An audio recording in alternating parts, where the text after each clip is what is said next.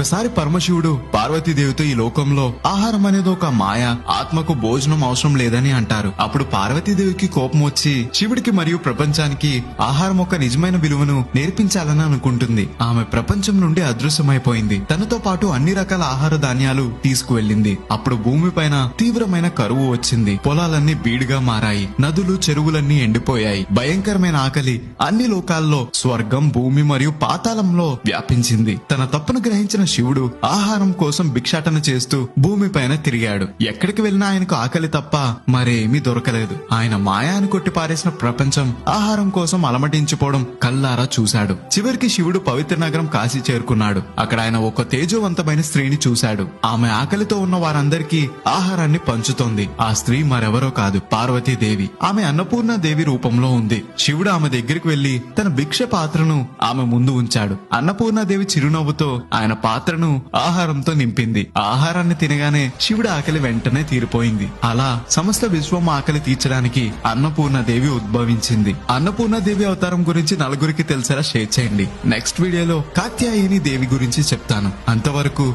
Godavari station ని follow అవ్వాలి మరి.